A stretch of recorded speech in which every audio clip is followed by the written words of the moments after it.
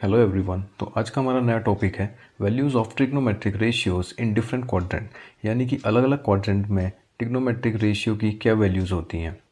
Different values of specific angle of trigonometric ratios and the relation between square of different types of trigonometric ratios. तो सबसे पहले बात कर लेते हैं कि एंगल होता क्या है। तो दो रेस के बीच की जो डिस्टेंस होती है वो मेज़र करते हैं हम एंगल से। तो ये एंगल हमेशा मूव करते हैं हमारे एंटी क्लॉकवाइज डायरेक्शन में, यानी 0 से लेकर 360 डिग्री तक। और इसी 0 से लेकर 360 डिग्री तक को हम कहते हैं एक कंप्लीट रोटेशन।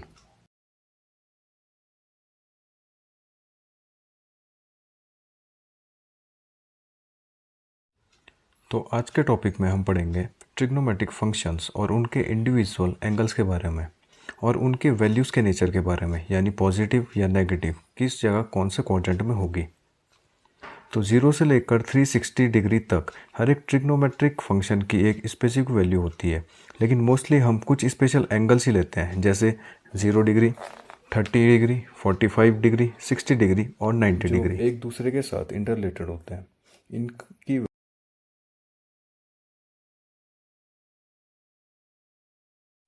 जो एक दूसरे के साथ इंटररिलेटेड होते हैं, इनकी वैल्यू चार्ट अब डिस्कस करते हैं। तो सबसे पहले एक टेबल फॉर्म करते हैं।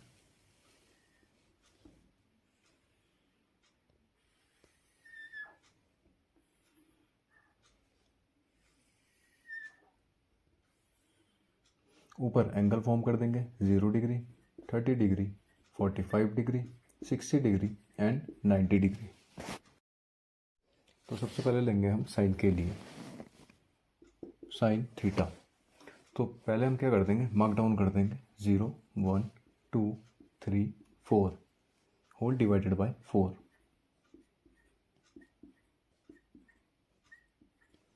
इनका होल रूट कर देंगे।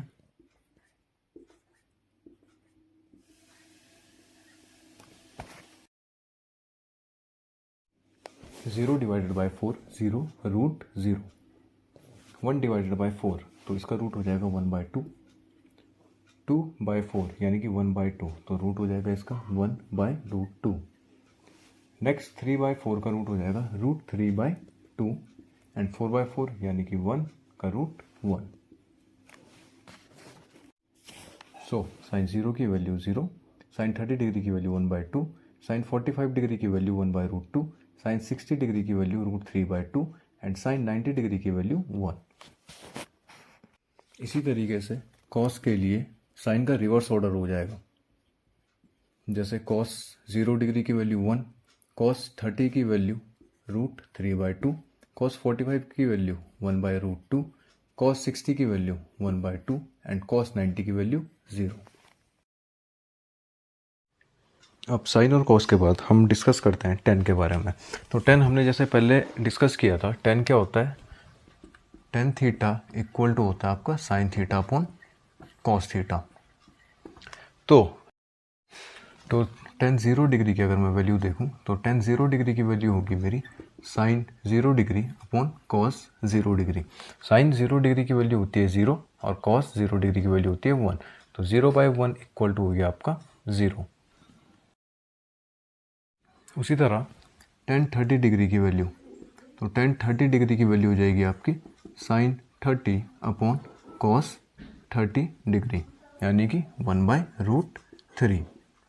सेम टेन 45 की वैल्यू 1, टेन 60 की वैल्यू √3 और टेन 90 की वैल्यू साइन 90 अपॉन कॉस 90। अब जैसे साइन 90 की वैल्यू 1 होती है और कॉस 90 की वैल्यू 0 होती है, तो जब कभी भी हम किसी भी वैल्यू को 0 से डिवाइड करते हैं तो उसका आंसर आता है नॉट डिफाइंड। अब कॉट की बात करें तो कॉट रेसिप्रोकल होता है टेन का। तो अगर टेन 0 की वैल्यू 0 है तो कॉट 0 की वैल्यू हो जाएगी नॉट डिफाइंड। वैसे ही कॉट 30 की वैल्यू √3, कॉट 45 की वैल्यू 1, कॉट 60 की वैल्यू 1/√3 एंड कॉट 90 की वैल्यू हो जाएगी 0 डिग्री। उसी तरीके से सेक रेसिप्रोकल होता है कॉस का और कॉसेक रेसिप्रोकल होता है साइन का। तो ये है हमारा पूरा चार्ट। अब बात करते हैं अगर हम क्वाड्रेंट्स की, तो क्वाड्रेंट मूव करते हैं हमारे 0 डिग्री से लेकर 360 तक, यानी कि 0 90 डिग्री 180 270 एंड 360, यानी कि एंटी क्लॉकवाइज मूवमेंट में अगर हम देखें तो एक्स एक्सिस से ये पूरा एक कंप्लीट रोटेशन मारता है 360 डिग्री में।